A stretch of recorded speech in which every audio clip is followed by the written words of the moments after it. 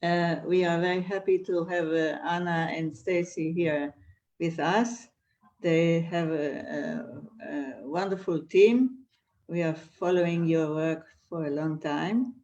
And I just want to introduce you to the Greek public, saying a few words about each of you. So Anna Sheftel is now Associate Professor and Principal of the School of Community and Public Affairs at Concordia University in Montreal. And she has been before Associate Professor of Conflict Studies at Paul University at Ottawa. And so she has specialized in oral history of genocide and atrocity. And she has worked about the wartime in Bosnia-Herzegovina during the Yugoslav wars, and about testimonial practices of Holocaust survivors in Montreal.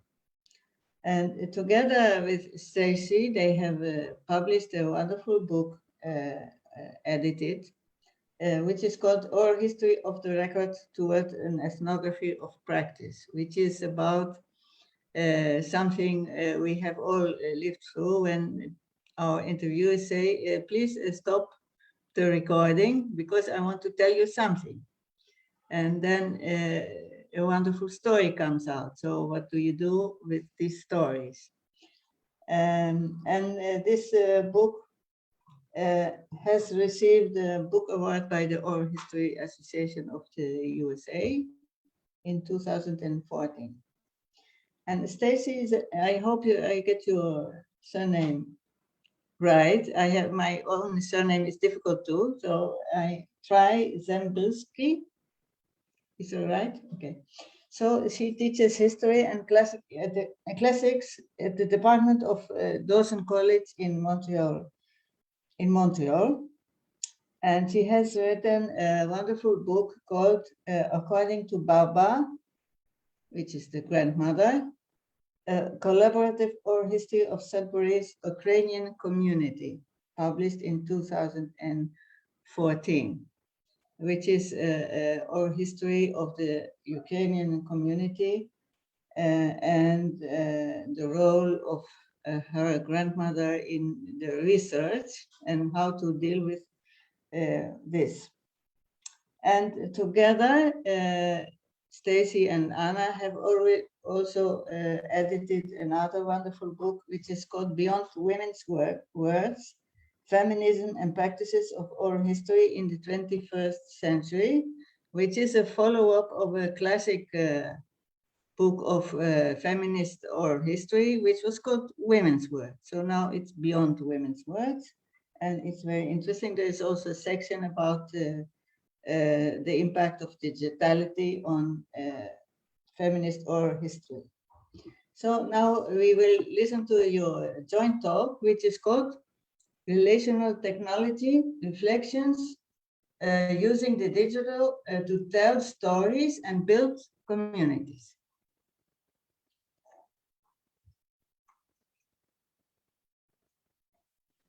All right, can everyone see the PowerPoint presentation? Perfect. And I added, Anna and I are terrible at self-promotion. So in the original, we didn't have the website, but it has been added there. This is the project that we'll be talking about. So Riki asked us to speak to an article that we wrote seems like forever ago, because we both had children, many children in the interim period. And when we actually sat down to write that article, which I understand many of you have been talking about and reading, it was called Slowing Down to Listen in the Digital Age. We published it in the Oral History Review. We were still at really the early stages of integrating digital technologies into the practice of oral history, as Rob mentioned at the start of his paper. Many oral historians were thinking about the varied ways that it would change what we do as practitioners, certainly, and how we listen to and share stories, but there was little substantive dialogue about the impact of technology on the ways in which people were remembering and narrating their lives, or on the ethical dissemination of stories. And certainly there's a lot of discussion happening at the Center for Oral History and Digital Storytelling in Montreal at that time that I was engaged in. Anna was sort of on the sidelines of that, but was coming in and out of those conversations, which were pretty intense at that time. And we were creating a database program known as Stories Matter, which has since become sort of obsolete because of the upgrades that were required and the funding required, which we'll speak to today about one of the issues around technology and the ongoing responsibilities. And so using a critical feminist lens, we sought to push this conversation deeper while pondering the implications for interviewing, interpreting, and sharing the stories we were listening to in the field. And certainly we're now at this point in which the digital is firmly entrenched, again, as Rob's presentation demonstrated, but few seem to be verbalizing the concerns that may have been coming into place when we're working with technology. And that sort of, it continues to concern us. And so in terms of feminist critiques, we identify as feminist oral historians.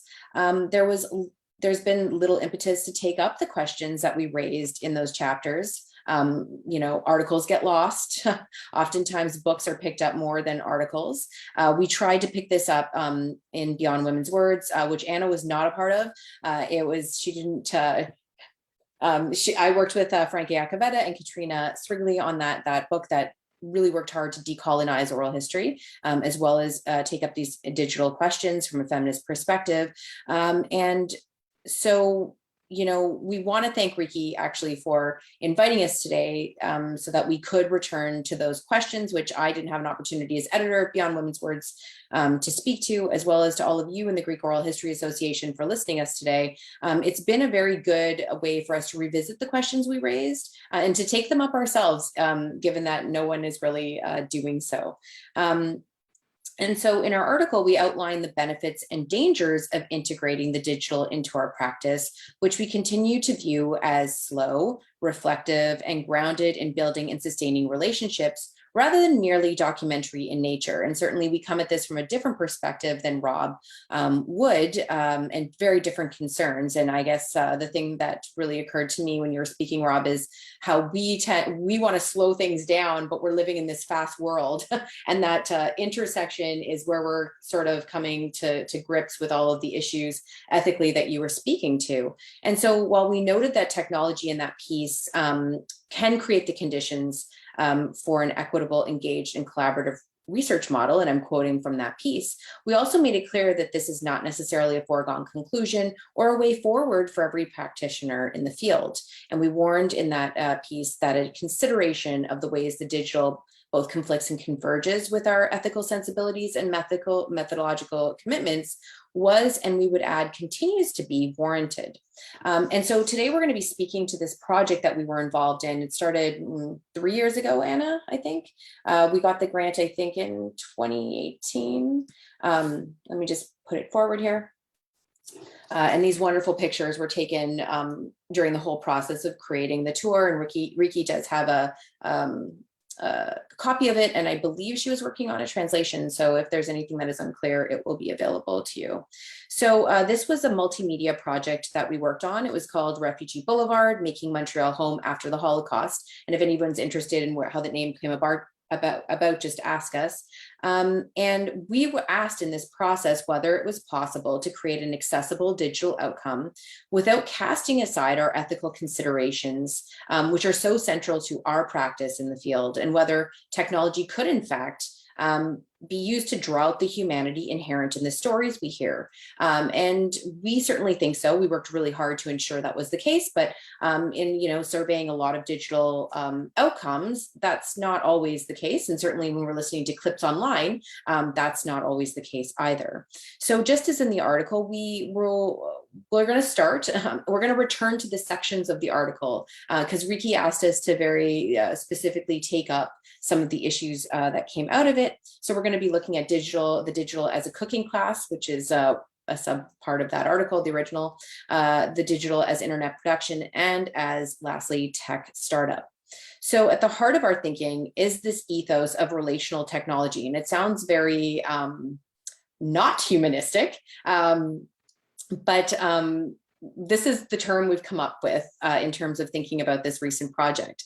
And certainly the digital is here to stay. It's not going anywhere. And so we remain committed to trying to connect the humanity of the interview, of the relationships we create during the interview process and afterwards, and all the learning that happens in between into the digital content that we're creating. So for us, relational technology is about maintaining those essential virtues of slow practice, while also giving our work new possibilities. And this was a notion that we put forward in the article. Certainly, Refugee Boulevard was sort of a pipe dream, and then a grant came available that allowed us to put that pipe dream into action. And so for us, this project enabled us to work collaboratively, democratically, and humanistically, first and foremost. And so we use technology to think beyond Michael Frisch. And it was Michael Frisch who sort of started this conversation around the digital, because he was the initial person who was thinking about databasing and creating a database technology, proprietary, sorry, that was the word I was trying to think of about. And he was the early person who was writing about this stuff. And he talked about this notion of a post-documentary sensibility. And in his piece, he described it as the push for making interviews accessible and usable by scholars in varied publics, which is what Rob and his colleagues at the British Library are constantly grappling with still. And for us, we chose to start thinking about and privileging a post-documentary humanity, which is tied to this relational technology approach that grapples with authority from the project's start to finish. So to be clear, we are not, and we've never been anti-digital. Perhaps we came off that way in our piece, but we never meant that. Rather, our work has constantly sought to ensure that the ethics of our practice are in line with the ethics of our use of the digital. So just to give you a little sense of this project, in the post-war period in Montreal, this place became home to the world's third largest community of Holocaust survivors outside of Europe. And yet what we found when we started doing this work a long time ago was that their stories and the relationships to the city and the various places here were not well known. So Refugee Boulevard ideally sought to fill this void by working with 9 child survivors and their families to conduct new multi-session interviews in their homes and their neighborhoods. Child survivors, obviously, because adult survivors are no longer with us. And so, as I mentioned, we started working with survivors in our community about 10 years ago. It doesn't seem that long, but I guess it has been. And so we were originally tied to the Montreal Holocaust Museum, because we were working on the Montreal Life Stories project, which Stephen High co-directed out of Codes and has written extensively about. It was this project about documenting mass violence, genocide, and human rights violations among local populations here. And we had 7 working groups that worked with various communities in the Montreal area. And Anna and I teamed up and actually met through that project, working with Holocaust survivors who had been very public with their stories. And that project started in 2007 when we were just coming out of PhD programs and starting postdocs at Concordia, which was this incredible period. There was, you know, all of the younger generation of oral historians who have come out of Montreal. We were very lucky to be in a room conversing about oral history for a couple of years together during that project. It brought us together. So we began this particular aspect of our work on Refugee Boulevard by revisiting the Montreal Life Stories interviews and then reaching out to survivors with whom we had longstanding relationships to conduct new multi-session interviews in their homes in the neighborhoods where they had first settled. Together, we created 7 new interviews, and we worked with 9 Montreal Life Story interviews, 3 of which we used in the project. And certainly this is sort of innovative because most people, most scholars like to create their new interviews, if we're being honest. And it's hard to work with other folks' interviews, but luckily we had created them, but we did work with some that we had actually not created either. And so we also worked with survivors and their families to pull from their personal archives, and we visited a number of archives here, including the Montreal Holocaust Museum, which we were partnered with. This was a collaborative grant that required us to have a community partnership, and Anna was at St. Paul's University, a university partner, as well as the college where I work, Dawson College. And The project, we think, creatively mixes the stories shared in both of these projects to offer an effective physical experience that invites participants to share a physical, historical, and narrative journey that accentuates particular aspects of movement, arrival, and spaces of the coherence and dislocation in Montreal, where these survivors settled. We conducted this work with survivors both alone and in groups, and it led us to arrive at what we think is a rather innovative way of thinking about the Holocaust and the lives led afterwards. And what we saw in particular in creating this project and the walking the tour itself was that we documented really unique stories about arrival, settlement, reception experiences. And these were certainly stories that had remained sort of off the record up until this point, because testimony projects had always really focused on the wartime experience. And certainly when we were doing this work, by the time you get to the war and afterwards, survivors were usually just exhausted. And unless you go back a number of times and explore this and make it an explicit focus of your projects, it rarely gets documented, and it gets glossed over in a couple of minutes in most of those large documentary projects. And certainly the Montreal Life Stories project was all about prioritizing the life story interview and taking as much time and as many interviews as possible to do that. And so for us, Refugee Boulevard brings survivors' rich and varied stories into Montreal streets where they ought to be, not bound in archives, opening up these important cultural conversations about the roles that cities, neighborhoods, ethnic organizations, and everyday people play in immigrants' resettlement experiences, both today and yesterday.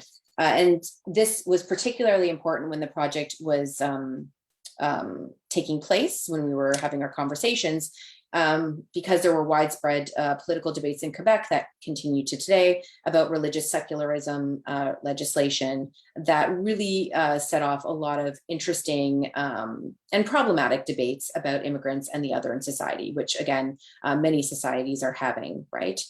This isn't a Canadian issue. And so we were trying to think about belonging and examining our obligations to refugees arriving in our home countries. And certainly many of you in Greece are also thinking about these issues in other parts of Europe. So survivors' post-war experiences deeply connect with those who continue to arrive in Montreal. For us, it was really important to make those connections. And certainly when we've done presentations about this, we're trying to amplify these contemporary conversations and show the ways in which the past has these interesting patterns to talk about. So I'm just going to get out of this for 1 minute, and I'm going to stop sharing and then reshare because it likely won't work. Let me just, sorry. I just want to show you the actual website that we created, which took a lot of time and investment as well. But if any of you are interested in exploring this yourself, it's just a brief description of the project, and you can actually take the tour virtually. Unfortunately, many of you won't be traveling to Montreal anytime soon.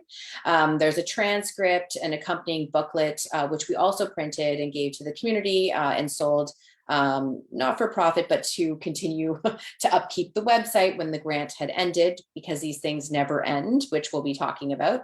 And the virtual tour is actually here, which we'll be addressing further on in the talk.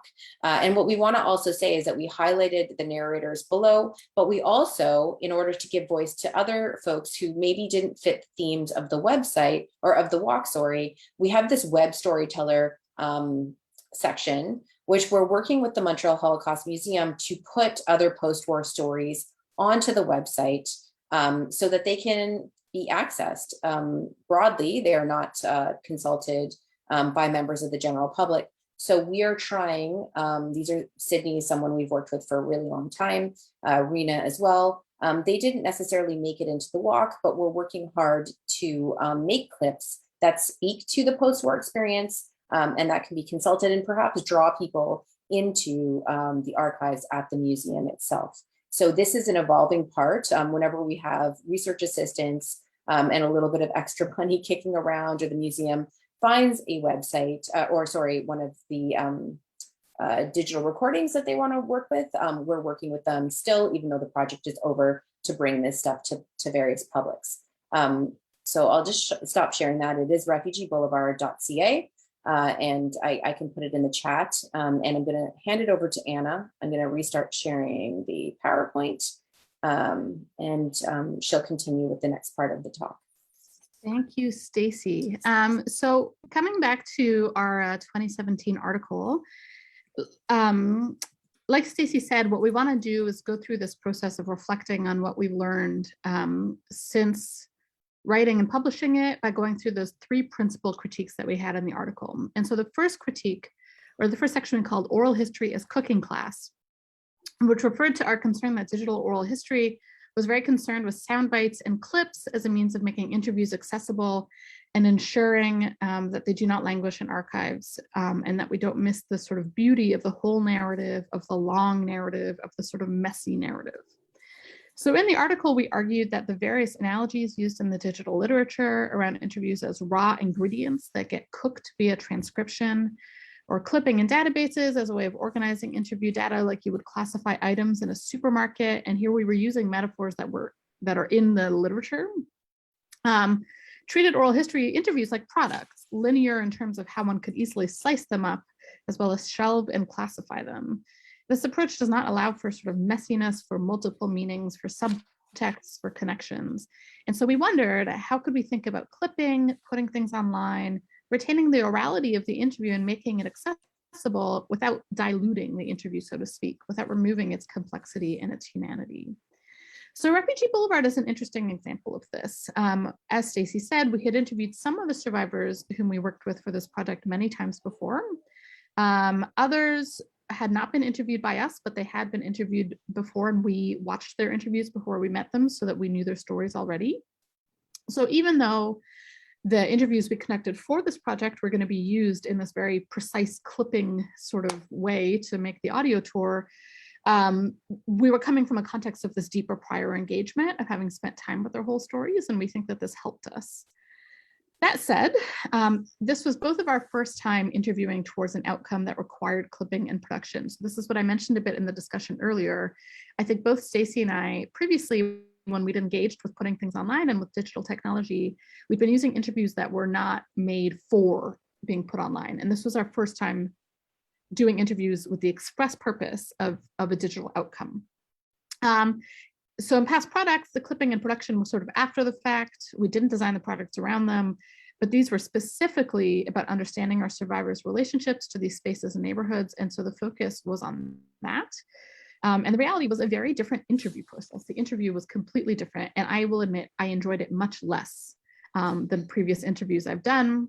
So for example, as we were interviewing, if people were answering a question, we would have to interrupt them and ask them to start their answer by repeating the question so that it would be more easily clippable. So for example, in a normal interview, you'd say, "Why did you move to Canada?" And they'd reply, "It was the first place that gave me a visa." So we'd have to say, "Why did you move to Canada?" And when they started replying, we'd have to stop them and ask them to start their sentence. "I moved to Canada because it was the first place that gave me a visa." So we were constantly interrupting the interview to make sure that what they were saying was like nicely clippable. And this meant a lot of starting and stopping, a lot of interruption of the stories and the remembering to make sure we were getting good clips. Similarly, the tour, because we were designing an audio tour, so it was organized around places, the interviewee would start by reminiscing, for example, we used to go to this Hungarian bar that had good food. And in a normal interview, I would be thinking about how to ask follow-up questions that got me sort of to the heart of that story, about what that meant, about the significance of it. But instead, because we were so focused on place, we find ourselves following up with, what was the address? Do you remember where it was located? And so the interview always felt in service to this outcome. And sometimes it was hard to balance that with the storytelling and the remembering itself. So all is not lost. When you interview with the goal of clipping, the same interview ethos that has guided us through all of our work applied here. The awkwardness of all of this was mitigated by spending real time with people before and after the interview, by doing multiple sessions, and by trying to remain as conversational as possible, even in those circumstances. But interviewing towards clipping fundamentally does alter the process. In every interview project I had done before, I was only thinking about meaning when I was hearing the meaning I was hearing while engaging with the narrator. But this time I was thinking about meaning, but also usability and this very pragmatic approach that's necessary, but that affects the magic inherent in oral history exchanges. A final reflection on oral history as being about clipping and sound bites. In Refugee Boulevard, as we were putting the project together, we were very conscious about not wanting to tell a sort of flat, purely documentary story. We wanted that complexity, the messiness of survivor narratives to be evident even in a very linear walking tour where you're quite literally walking through the story of survivors' arrival in Montreal. And even though the tour was only an hour long, so we had to really carefully curate the clips. And so people wouldn't be hearing these hours and hours of interviews that gave rise to the finished product. So one solution was that we limited how many survivor stories you hear on the tour. We interviewed many, but the tour follows the lives of just 7 survivors because we wanted the listeners to get to know them. We wanted to avoid what we found that many audio tours seem to do, which is they organize the clips around the places or themes. So the narrators are in service to the place. You don't get to know the narrators, but their memories are telling us a story about place. Whereas we decided that our goal was vice versa. We wanted you to learn about the person and their life stories through the place. The places themselves are in service to the people.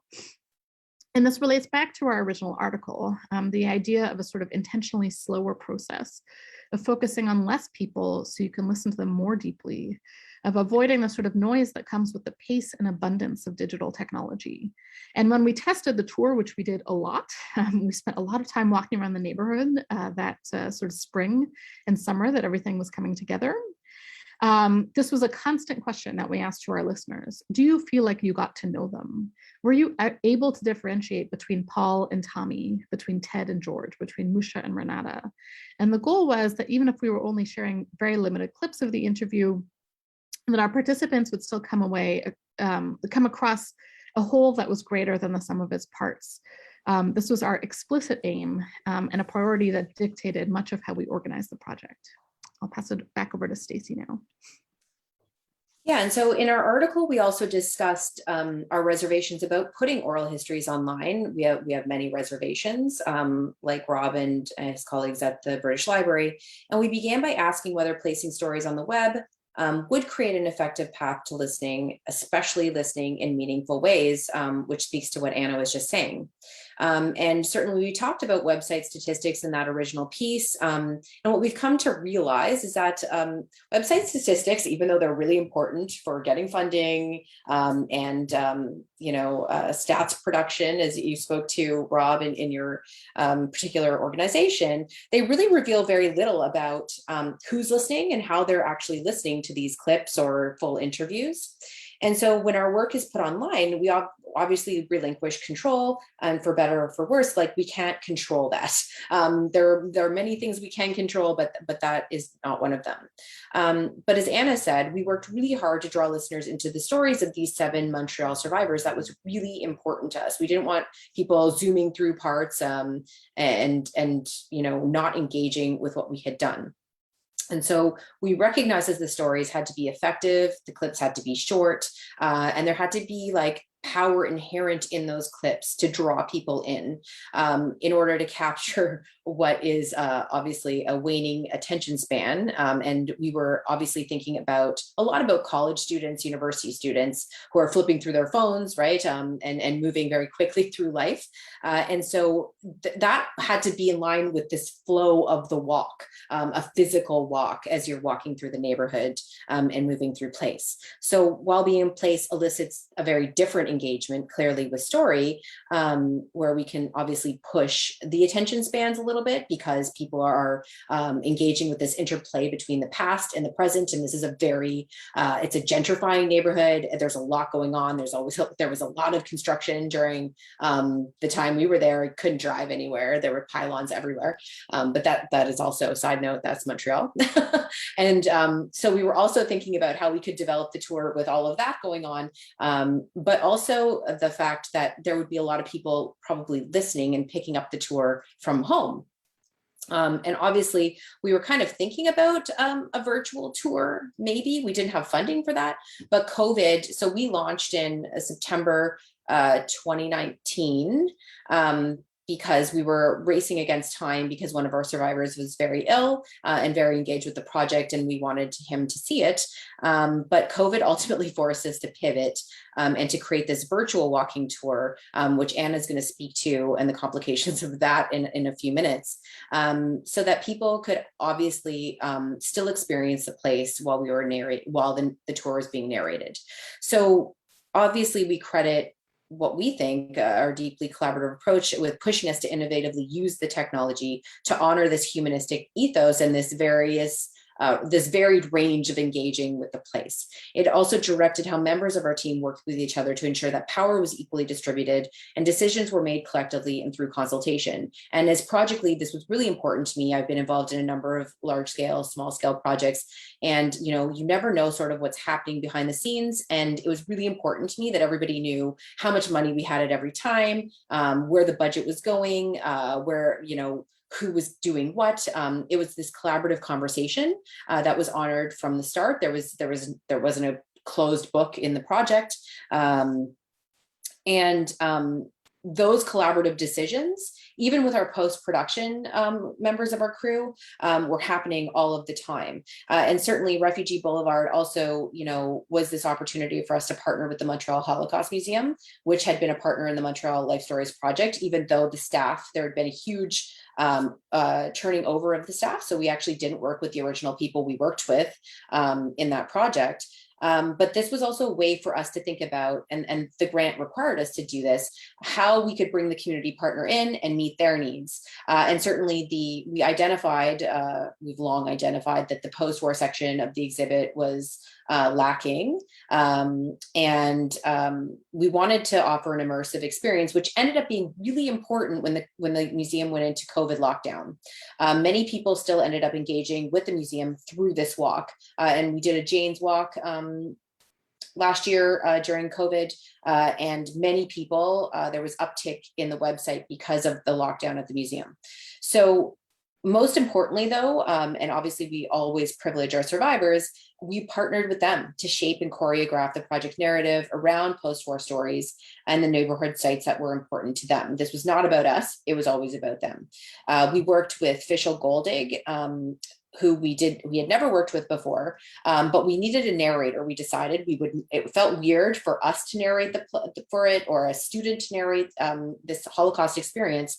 So early on, we decided that we would bring in a willing survivor, to narrate.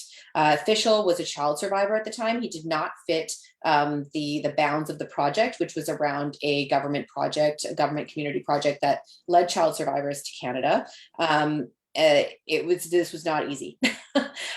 Fischel came in a little bit late in the project. And at that time we had written the script, we had walked the tour many times, we had decided on things, and Fischel came in right away and said, well, my story has to be included here. Like, I'm narrating it, I'm part of this as well. This is my experience too. And so luckily our post-production person, Phil Lichty, who's an amazing person, also trained in oral history, worked with Fischel, spent many hours with Fischel, working on a narrative that worked for Fischel and made Fischel happy, that integrated his story. We then had to do more walking, more cutting, more moving around of clips. But it was really important to us that if we were going to follow through with collaboration, that it extended to all levels of the project. And so, this was about us creating an insider sort of experience to give to sort of outsiders, us and other listeners. So our approach resulted in this audio tour that's led exclusively by survivors. You're not going to hear anyone else but survivors in this 1 hour tour. Their voices are it. It was their home after all. And while listeners may choose to start and stop or scroll through the walk, we can't control that, right? We believe that the ways we managed, negotiated, and gave authority to survivors to tell their own stories on their own terms brings people in and leads them to actually do the walk as we had intended. And that seems to be the case. We've done it with many student groups, and many folks have adopted it in classrooms in North America, and it seems to be working. So obviously, this was a lot of time. It was a lot of energy. It was a lot more that we had intended on this very short 1-year grant. It was $25,000 Canadian. That is nothing when you're doing a project like this, nothing. Thank goodness Anna could access some grants at her university that we could, Nancy and I could get work release at our college. The museum was also very gracious to give us Esther's time. I suspect that the new director, perhaps maybe didn't know all of the time, but that's okay. It ended up working out. And Esther was essential for being the liaison person between survivors, which is part of her job at the museum. So it all fit very perfectly. And this was central to, again, our feminist ethic of practice, which we honored at all points, relationship building within our project and beyond it with our survivors. So from the start, our narrators knew that this project was going to be placed online. About half of them, we could say, are internet savvy. That's always been very surprising to me, but survivors seem to have these extensive international digital relationships with former survivors. That's always sort of been the case. It's different than interviewing non-survivors, regular everyday people, perhaps. But many still, even though they have these digital networks, I don't know how well versed they are in the impact of the internet. Certainly some are, but some are just using it for perhaps FaceTiming friends and email. That said, everyone seemed to be very comfortable telling their stories, and they didn't limit or censor their memories in any way. And despite the challenges that Anna spoke to of interviewing for clip potential, it's important to point out that we spent a lot of time with the life stories prior to gathering the sound bites. And just to give you a sense, each person in our team was assigned a number of interviews. And then we spent a couple of months listening to those interviews individually. Then we came together. So then we created clips that we thought perhaps could be usable in the walk. And then we came together for these things we called listening parties. We held them at various locations in our homes. They were these powerful moments where we spent the day together, actually going through each and every clip over and over again, sometimes in line with transcripts, sometimes not. It depended on the accents of our survivors, whether the clips were easily understandable. The sound quality varied with the older interviews that we had recorded in 2008. And then we decided on clips. Obviously, when we got into the space of the neighborhood itself, those clips changed up a bit because they did or didn't work. But it was a very intense process. And then we went into the neighborhood. If we didn't have something that worked, we brought some of our more mobile narrators with us, and we actually interviewed them in situ in the places. Sometimes those evoked new stories, and sometimes it was us prompting them to say, could you repeat that story again and set it up like this and say it this way? So it could be a little bit awkward. Our sound technician was also, it was hard to do in a neighborhood that's gentrifying and where there's construction all the time. And we did some of this in cars, in buildings, and outside. So lots of things were happening, but we believe this is how we move beyond this post-documentary sensibility to offer this post-documentary humanity in the work. And so it was through this rich process of collaborating on all sort of levels that we understood the narratives of our survivors. And certainly, in our community, survivors are very well respected, especially those who speak publicly. And what we have tended to see is that they're often viewed as these one-dimensional symbols of suffering. Refugee Boulevard, we worked very hard, and we believe it does this, helps listeners connect with their complex humanity beyond the Holocaust, portraying them as whole people who had these very difficult but often mundane experiences, which included playing sports. They were kids after all, relishing new foods in the Canadian context, dating, lots of dating stories that we hadn't heard before, and going out and dancing and watching movies and other social events. And so relationships really, ironically, relationships came through as we worked with the survivors and as we tried to knit together their stories into this walk narrative. And it was this group of 3 Hungarian survivors, Teddy, Tommy, and Paul, who are pictured here to a degree. Well, Paul is here. He is right here. But his 2 friends that we integrated into the walk, they were like this family. And it was the story of loss, but it was also the story of creating family after the loss. And it was that narrative that we really tried to bring forward in the walk as well. And so we were trying to move beyond these testimony projects, obviously, that feature individual survivors' accounts of the suffering. So lastly, in our article, we pointed out that while the audience for digital dissemination may seem limitless, it actually is not. A reality that is particularly troubling when doing oral histories with communities that do not have regular access to the internet. And certainly some of our survivors are in that category. And so in that article, we asked readers to ponder what it means to put oral histories online if everyone except our narrators can actually listen to those interviews. And as I said above, some of our narrators were well-versed in technology and have accessed our website at their leisure. But we were mindful that some had limited knowledge and use of the internet, and we made it a point to try to integrate that into the experience. So that story you told about interviewers taking laptops to interviews is something we tried to sort of integrate as well, and maybe even move beyond. So I'll explain how. Our launch ended with a public walk wherein some survivors walked around the neighborhood, some were not mobile enough to do that.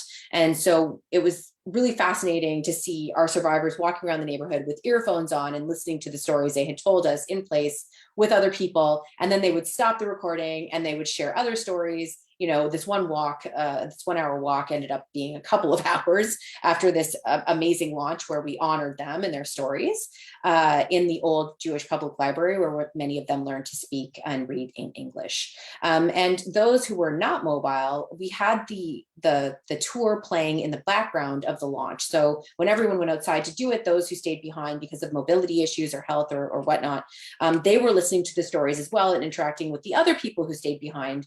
And they were like Paul was laughing and telling new stories as he listened in a very different way. And he had been one of the our narrators who had driven through the neighborhood with us once or twice to tell story in neighborhood and to be recorded in those places.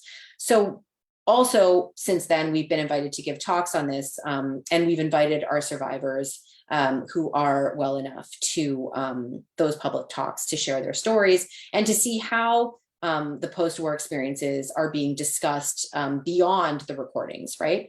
Unfortunately, I do want to mention this, it wasn't in our talking notes, but we have lost a couple of our survivors since all of this happened, which has been terrible. We've lost Musha, Tommy, and Paul. And so we're really lucky that we were able to give this to them. Many of them saw it as a sort of a gift. They felt very privileged that we had done this, that their stories were no longer sitting in an archive, they were being used, because many of them had devoted their lives to going into classrooms and telling their stories. So they were very honored, their families were very honored. It was this beautiful day of launching. And I'm very glad that we didn't postpone it because no one knew that COVID was going to hit that March, because there was talk of us postponing it to the spring. And we worked our tails off to get it out within that 1 year range. And it meant August was harried, but I'm very glad now that we did that, because Paul in particular would not have been able to experience that walk that meant so much to him. So I'm going to turn it over to Anna for the duration of the talk, and then we'll take any questions that you have. Thank you. And so the last section of the original article was called Oral History as Tech Startup. And in it, we worried about the systems we buy into when we engage with the digital, particularly predatory and proprietary tech platforms that prioritize profit over ethics. Obviously, this is a topic that has only gained more public prominence since we published in 2017, from the complicity of social media platforms in the 2016 American election to disinformation campaigns about COVID today. This question of who is profiting off of not only our data, but the manipulation, misrepresentation, and abuse of our data is now the stuff of front page news and legal challenges. So how does this affect oral history? As we've mentioned, we've been interviewing Holocaust survivors since 2009. In our original article, we mentioned this in passing, but for as long as we've been speaking with survivors, many of them have been worried about their stories being put online. Many of them began telling their stories publicly to counter the rise of Holocaust denial, an issue that continues to propel them to share their stories. And while these are people who are very comfortable making their stories public more generally, the internet is a source of anxiety because it is so easy for their stories to be clipped, manipulated, and taken out of context. for many, their worst fear is for deniers to use their stories to their own ends. So when Holocaust survivors first started sharing these concerns with us, we were sympathetic, but I will say that I thought it was a little bit paranoid, even if understandably so.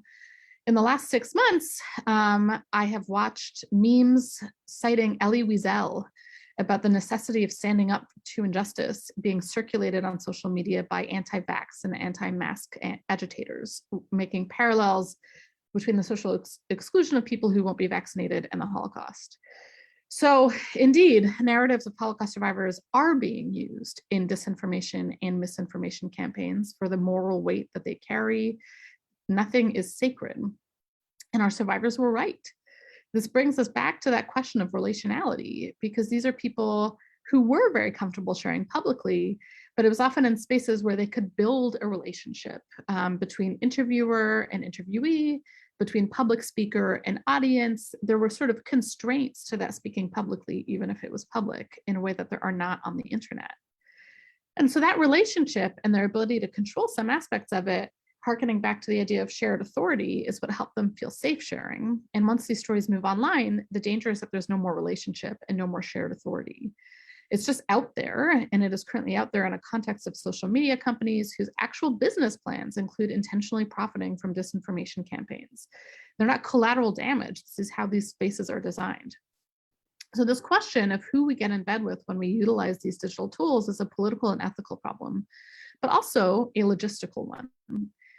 With Refugee Boulevard, the pandemic and the desire to reach audiences outside of Montreal inspired us, as Stacey already said, to pivot and create a virtual version of the audio tour. The one that you may have just seen on the website when she showed it to you is actually already the second version of the virtual audio tour, even though our tour is only 2 years old.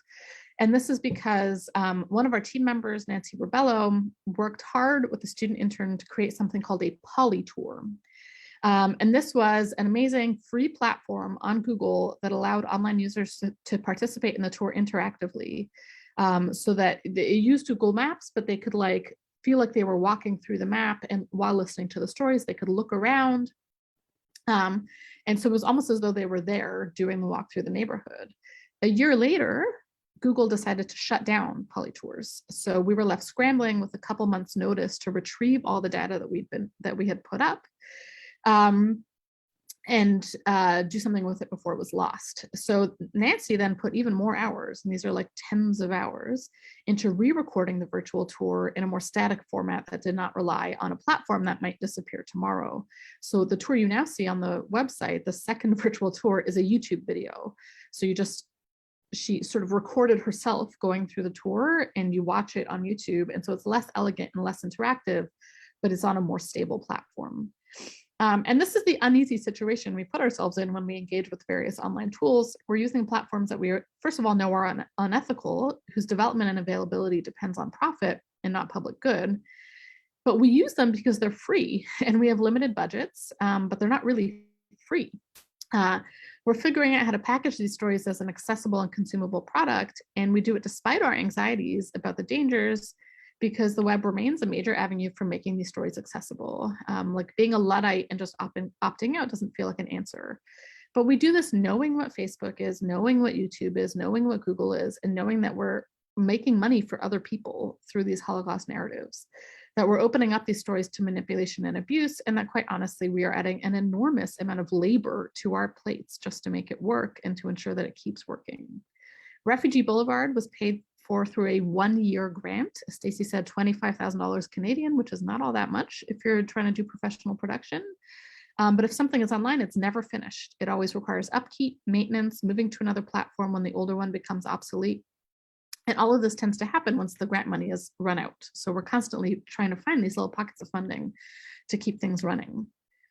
So to conclude, trying not to end on that depressing note, when we wrote Slowing Down to Listen, we were trying to critique the digital turn in oral history as people who were engaging with these technologies and who believed in their potential.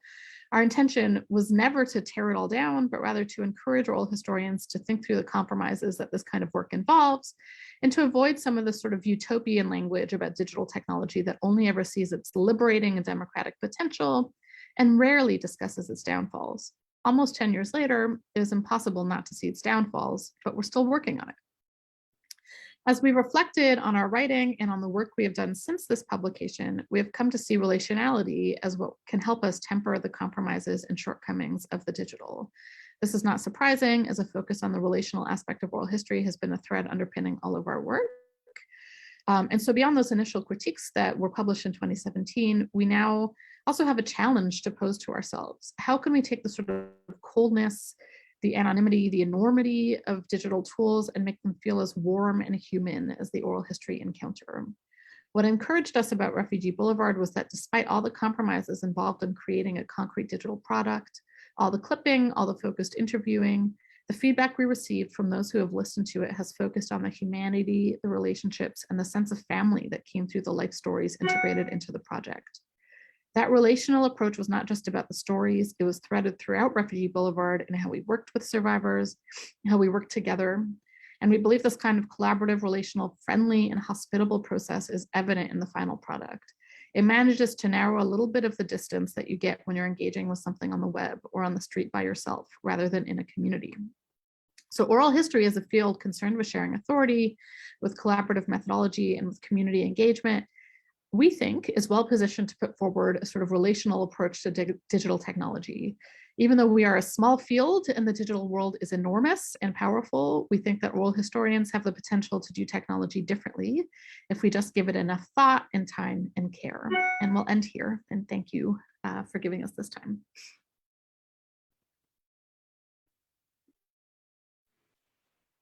Okay, thank you, both of you. That was a wonderful talk, really. Going back to your article and showing us how you have reflected and acted on those first ideas. And I think it's really a good example for us to think of. One first comment I want to make is that it's so different when you start with real slow oral history research, and then at a later stage try to make something out of it with clips, and how different it is with another project which only starts out to have these clips, which is without the basis of these relations. And also the fact that you worked with the same people that you had interviewed earlier, not all of them, of course, but you had already a relational basis to work through this.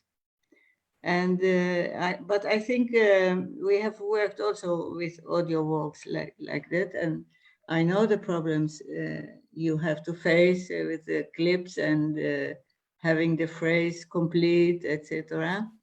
But I think the really, for me, very innovating thing you did was the collaborative relation with your interviewees, and also assigning him the role of narrator and listening together to all the clips and working on it together. I think that is really great promise. And the final remark I gained from your talk is that there are some compromises which may put people in a very difficult situation, but it's difficult to avoid them, because there is this dilemma that on the one side you want to have these stories out, and because our narrators want it to, but on the other hand there are all these predators, as you call them, that can use inappropriately this material. So now, who wants to take the floor and ask something about this wonderful project? Maybe Marilena, you did also an audio walk. You want to say something? No? Hi, thank you very much. It was great. It's not comparable with my project, actually, but it is fascinating the way you collaborate with the narrators. And also, I like the way that you approach the people through the places, because I will admit that in my audio walk, it was the places, the focus, The people. focus, and the clips and the narrators were around the places. So that was very interesting. I will go for it. So I think that's the standard sort of model for audio walks, because when we started planning this one, we looked at ones that we admired in the past, and when we listened to them, we realized, especially because it's audio and not video, it's hard to get a sense of the people. And the museum itself had never worked with just audio; they'd only worked with video.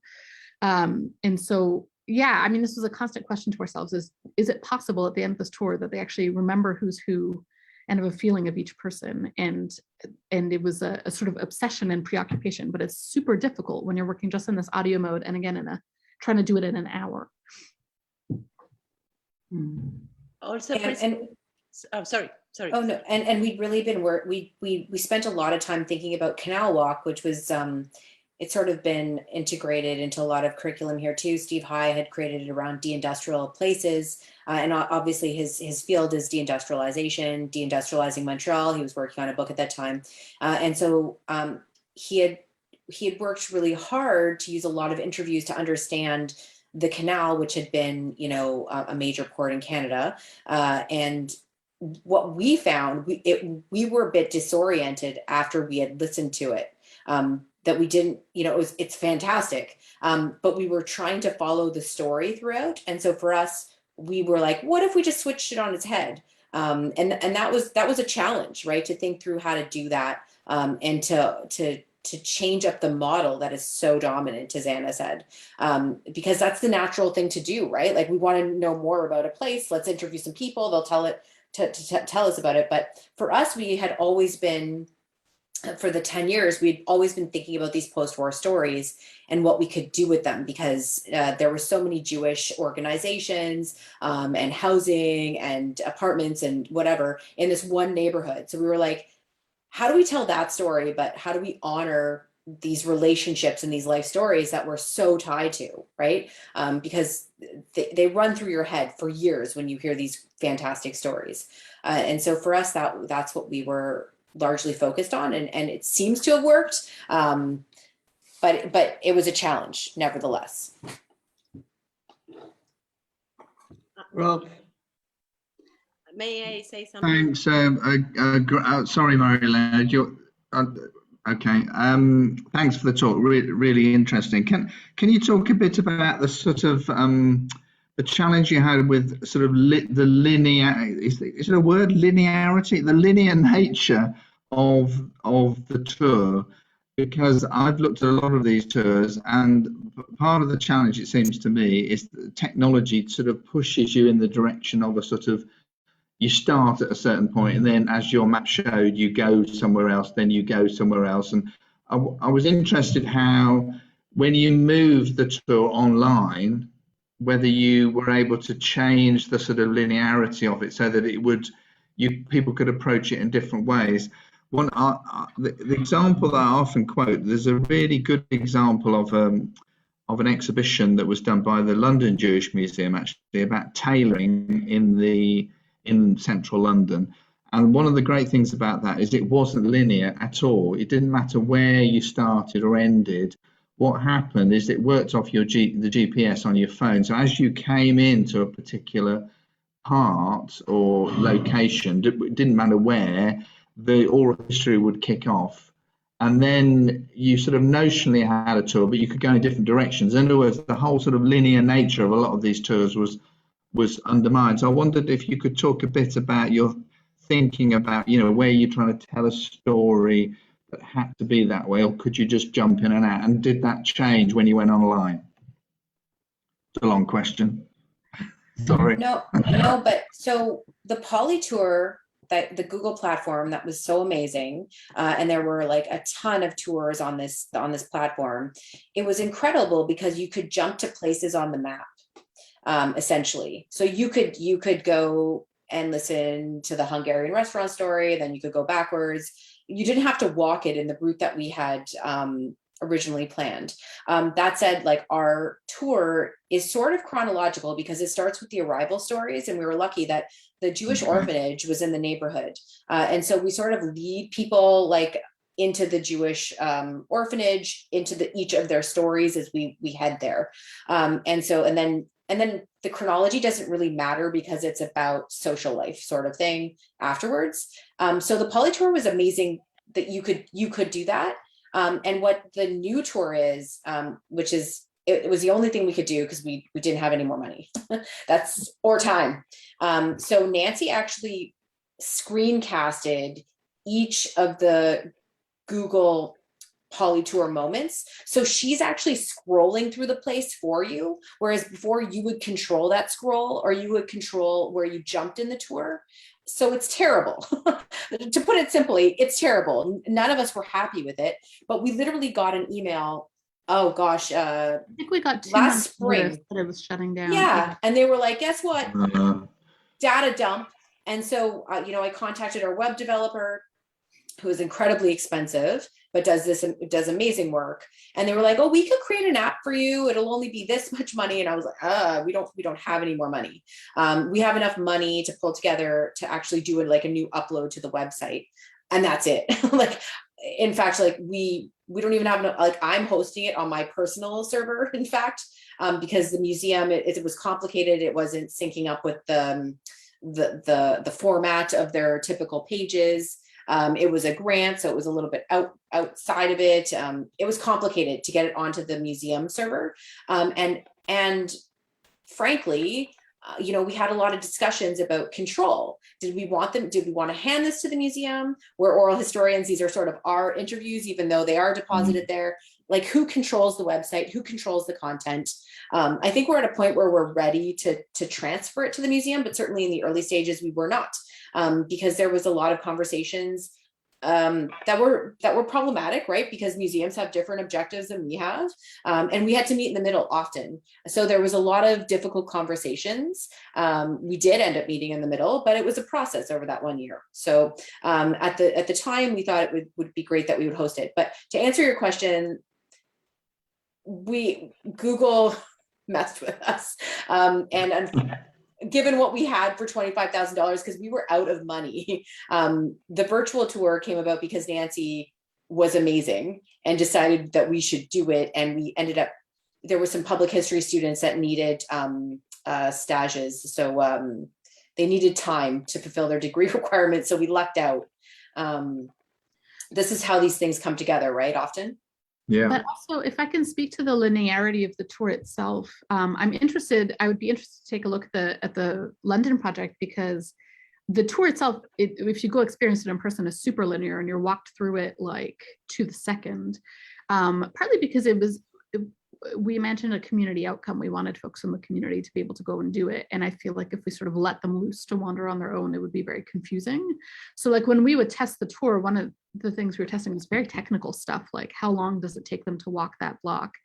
And if the story's too long, are they just going to walk by the intersection where they're supposed to be stopping, whatever? Like, you're really trying to lead them. And it's another area of a lot of compromise, because there were stories where you'd be clipping every or every unnecessary adjective because it needed to be 15 seconds shorter, or else they would walk past the intersection. And so there's some very technical choices being made that just felt horrible for us as oral historians, but we had a lot of very hard back and forth with our post-production person about it. So for that, we chose to go extremely linear so that people would be able to follow it. But like Stacey says, the stories, you start with arrival and you end with them getting married, but the middle stuff didn't have to be. It really wasn't.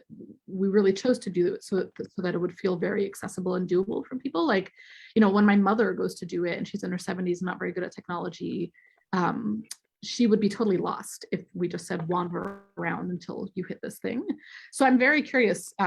I love the idea of the non-linear audio tour, but I'm very curious about its accessibility for non. Because I'm interested by the notion that what you've done is post-documentary, because what you've described actually is documentary. I mean, this very careful timing and clipping and the linearity of telling the story. I mean, that's what a documentary is, really. But you're characterizing it as post-documentary using, Frisch's notion, and in fact it isn't, is it? It's documentary, but what in a sense is post-documentary is the relational aspect of it, isn't it, really, and what follows on from that. So maybe that's a controversial comment I've just made, but anyway.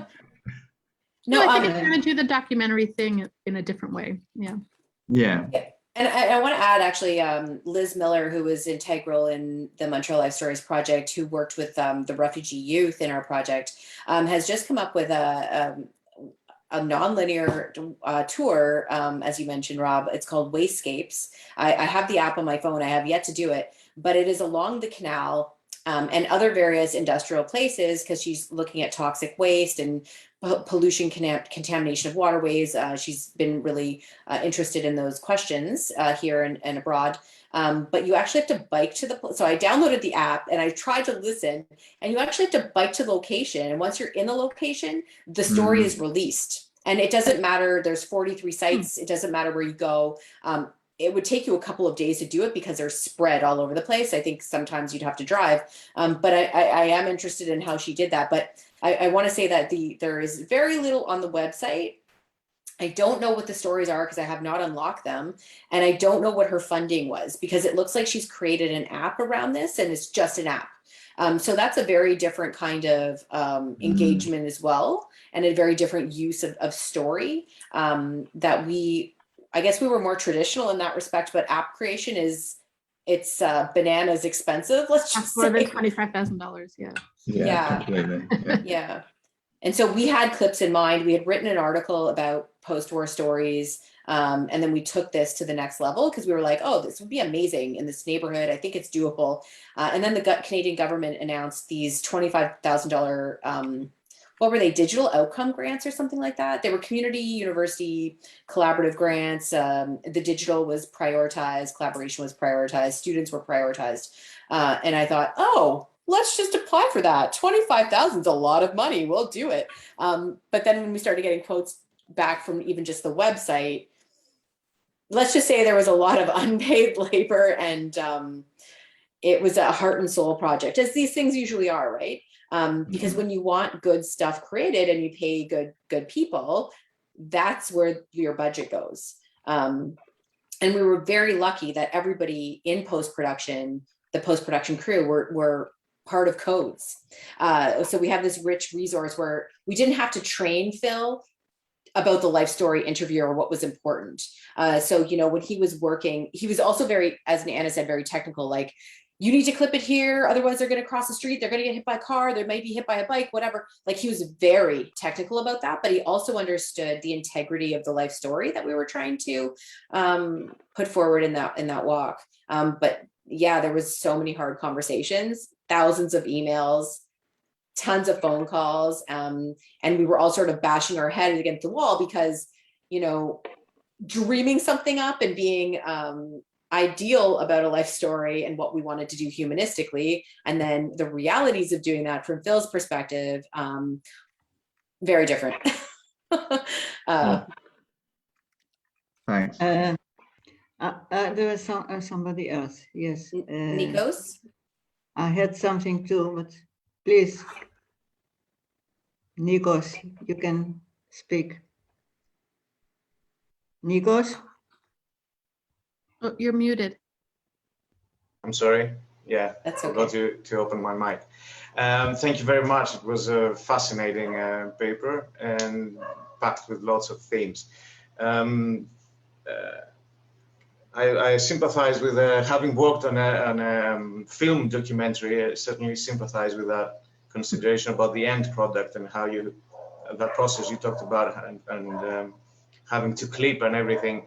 And I was wondering, during that process of having to interrupt and ask them to rephrase the questions and their answers so that they would fit what you wanted for the end product. Did you find did that put a strain on the whole process, on their relationship? Did that make them uncomfortable or annoyed or anything? And also, compared to their previous interviews, did you find that their language and their style of narrating changed? I think so, yes. So yes, it did make the interview more awkward that it was being constantly interrupted. I think what helped is that everyone we interviewed had been interviewed before, so they were quite used to being interviewed. I think it would be much more difficult if you were working with a population that had not been interviewed previously. And again, what helped was that we knew some of them, although not all of them. And some also, I mean, it's also working with an aging population. Like one of our survivors was very hard of hearing. So even if we weren't working for the digital production, we were constantly having to sort of yell back and forth. So yeah, it did make it awkward. And I think what helped was, again, taking the time and doing multiple sessions if we needed to. And in terms of their narrative changing, again, what's really special, I think, about the tour is the way in which the relationships between the survivors come out.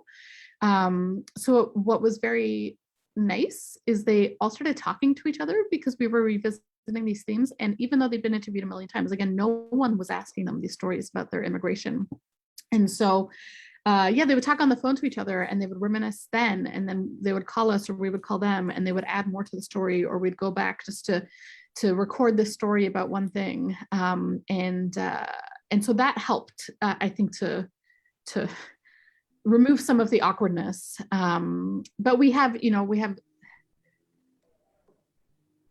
yeah, you have the same pitfalls as any oral history project. So there was one story that our sort of Paul told us before we started interviewing him. He told the story about being on the train to Montreal and being served a grapefruit and not knowing what it was and having no idea how to eat it. Like, imagine if you're given half a grapefruit and you don't know what it is. What do you do?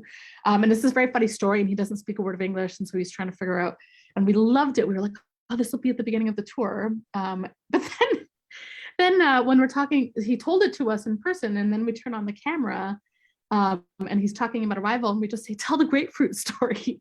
And of course, what he recites is like nothing near as good as the spontaneous story he had told us. So there's also that, like, then asking people to recount in a nice filmable way a story they've already told, and it never quite matches up. But because the tour's only an hour, the reality is there's still so much rich material, even if there's so many awkward moments as well, that it worked out. And I think, just to add to that, our relationships really went a long way. So I'll never forget, we're in the second floor of the orphanage. The first time that Ted had returned back there, and we were like, is this where you were? Was this wall here? It was a crazy conversation because, like, he didn't remember anything, right? Like, they're getting here, they're just worried about eating, having shelter, finding their grounding. And like, we don't even actually know if he was like in that building, whether he was being seen by social workers in that building. And then Hirondelle, which is this actually an organization that works with refugees, they allowed us to film in the front of that building, and it was sort of their lunchroom. And the normally you would not recognize this, but like the fluorescent lights were buzzing, the fridge was humming, Phil was filming with this like high-end technology that we had rented and we had like limited time with, and he was like freaking out that there was all this like background noise. So we're like running around unplugging fridges, shutting lights. So Teddy's sitting, this little guy is sitting at the table, and we're like, tell this story as all this is going on around it. And he is very patient. I've traveled to Poland with him. I've known him for a long time, but it was just crazy, right? And it is not how we operate normally as oral historians. And we were just like, what have we gotten ourselves into? And another time, Anna, I don't know if you were there, but Nancy remembers, being at Tommy's house and saying, could we just unplug your fridge for a while? And he was like, no, you can't, right? And so all of this stuff's happening behind the scenes just to get these perfect recordable clips. And later, we actually didn't even really use that many. We use those interviews to understand the neighborhood and to like get a little bit deeper into the context of place.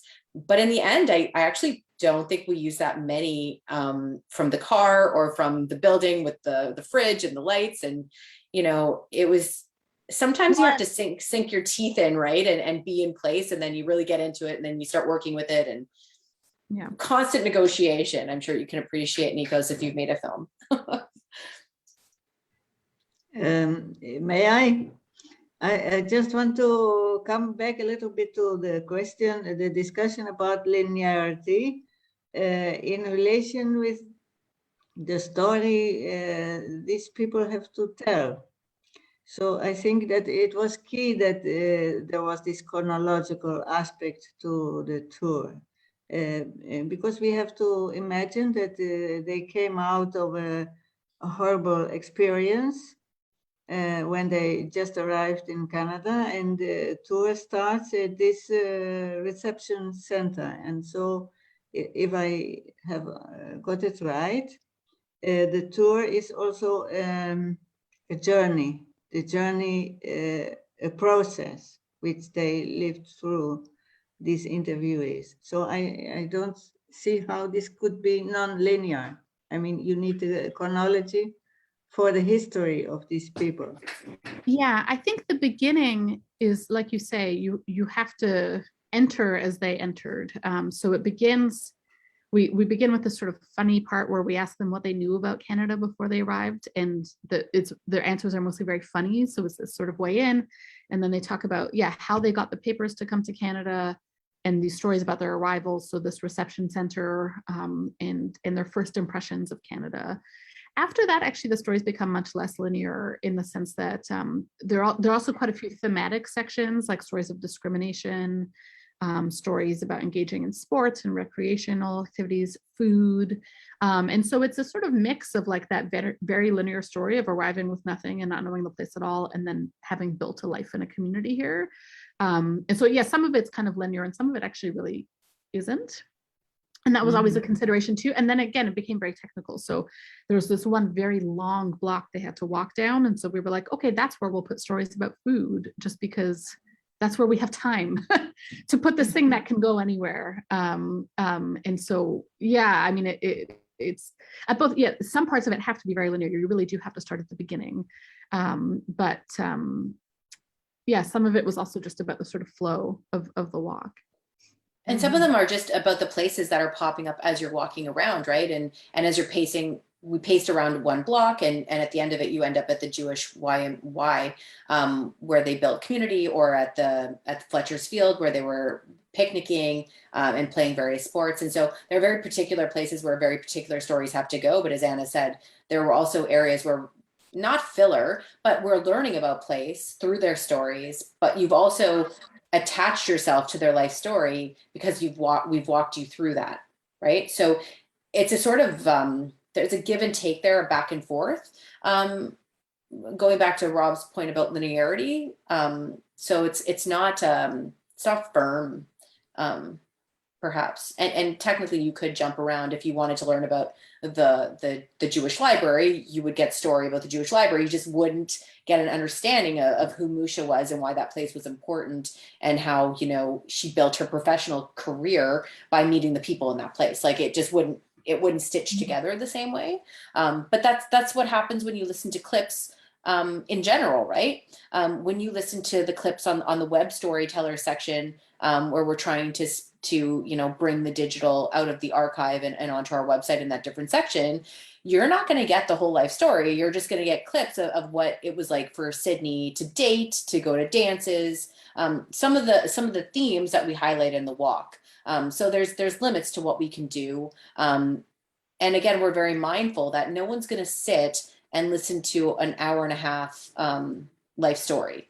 I'd love them to, but the realities are very different. And we also have teaching in mind, right? We're all teachers, and we're trying to think about how we can get students to this place, or have them listen in a classroom and still understand this place they live in.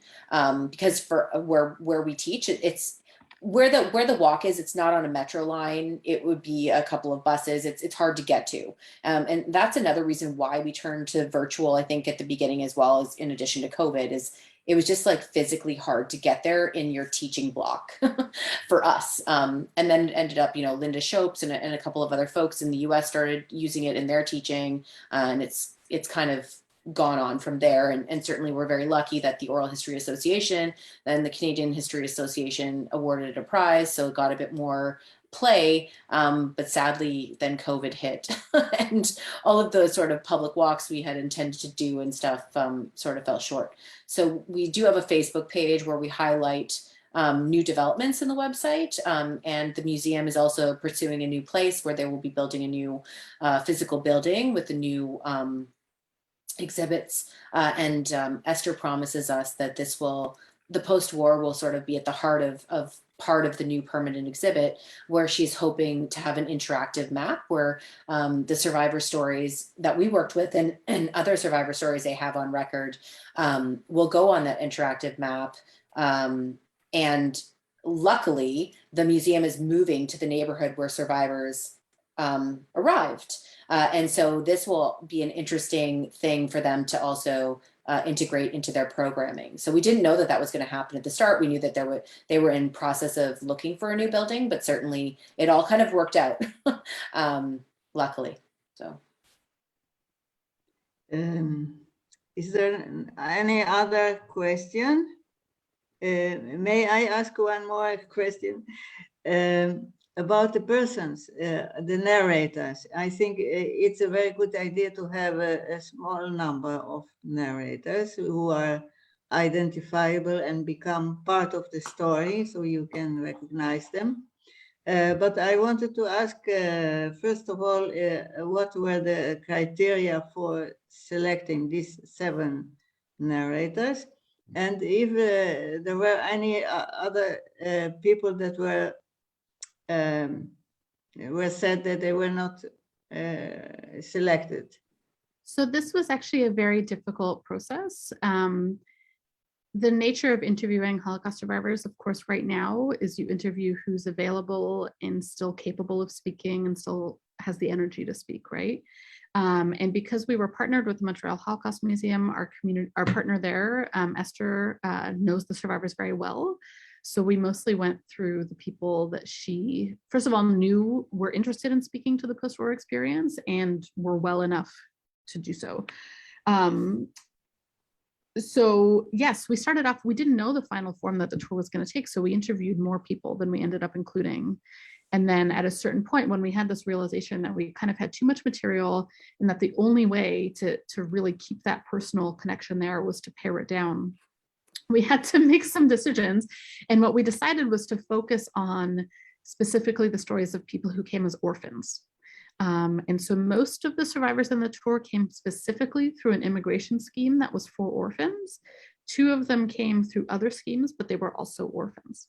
And so we decided to make that our focus. And so, for example, buildings like that reception center are very important specifically to the orphan story. And so we had to have these conversations with survivors that we've worked with for a decade, telling them they've been cut, basically, which is very awkward and very terrible. And it's one of the reasons we built the web storyteller section of our website to make sure that we were using the material they gave us anyway. And people were very gracious about it, actually, and came to the launch and participated wholeheartedly anyway. But yeah, we kind of tried to make this complementary project of putting the stories online that we couldn't fit into the tour. And there was also the issue around gender. We wanted there to be gender balance. And what we had was a lot of male storytelling that, are very different from women's stories of dating at that time, for instance. And so sadly, we did interview one survivor. Muget, yes. We were also balancing language, right? We were thinking, like, should we have Francophone stories? We're in a bilingual community. How do we do that? And we ended up going with 2 survivors we had worked with in 2008, 2009, one of whom had passed away, and one of whom was not well and could not meet with us anymore. So we used their stories to provide that balance, but it was a constant conversation that we had. And obviously we're feminist oral historians, so it was not going to be a walk just about male experience, right? So there was a lot of considerations behind the scenes, but at the end of the day, everyone seemed happy. If they weren't happy, they didn't express that they weren't happy. But they just want their stories out there, right? And I think at the end of the day, the website does that, whether you're in the walk or you're not, and you're in the web storyteller section. So, and again, like that was another cost that we didn't anticipate, but that was it was necessary. There was also costs around language for the museum, which is bilingual. We had not anticipated that. So everything had to be done in both languages. So just like the translation costs for the booklet, it was very important for us to have like a physical booklet, especially for folks that didn't have access to the internet. And just creating that, working with the graphic designer, was a whole other project in and of itself. But we wanted the archival material to be available. And it was sort of like a family album in many senses for the survivors that were involved. And we gave them and all of their family members copies free of charge, obviously, at the launch. And it was a way for us to honor them and their stories as well. So there were sort of multi-levels to this project to consider. But again, I think part of it is being honest and having these deep relationships. We didn't go in and mine anybody for their stories. We didn't make any promises to anyone. We just, at the start, were very honest about this project and what we intended to do. But the dialogue, I think, was important. And we were constantly on the phone with survivors throughout this whole thing, and making sure that, the launch was good, making sure that it was accessible, making sure that there were rides for everyone, like levels of when you're working with folks who are in their late 80s and 90s, right? Of things that you have to think about in terms of able-bodied and disabled bodies and things like that too. So, yeah. Well, thank you. I think we have to slowly wrap up. Rob, do you want to make some last comments? No, only to thank Stacey and Anna. I think it was a nice sort of juxtaposition to the sort of some of the things that I was saying, which were very much not about the fieldwork element, but about the huge challenge of sort of processing hundreds of hours. I guess if I'd had more time, I would have talked a little bit more about the field work angle of it, because I think actually working with interviewees in the process is very important, and it's certainly one that we would sign up to. And I was thinking when you were talking actually that we've used a sort of hybrid model of long life story audio interviews and then doing video follow-ups, which we then use in sort of educational materials and so on. And I think we've had the same challenges that you have in terms of getting people to sort of, give us complete sentences on video that will work as sort of standalone videos. One of the ways in which we've got around that actually is to take people to, not to place, well, partly to places, but to objects. And that's worked pretty well because they're effectively talking to the object and explaining the object. But we've had similar challenges, but I probably would have said more about that to give a more rounded view of the way that we've worked at the British Library. But actually, the two talks worked extremely well together. So thank you, Ricky, for inviting us all. I hope it's been a useful discussion from your point of view. I've certainly enjoyed it, and thank you, Stacey and Anna. Thank you also from me for this wonderful cross-Atlantic discussion. And I think it has been very useful for us, and we will continue to be inspired by your presentations. Thank you very much. If we were in the same place, we would go for a drink now, but we wish you could have brought us to Greece. Post-COVID, in this post-COVID world, we'll all meet up somewhere and it'll be lovely. Yes, okay.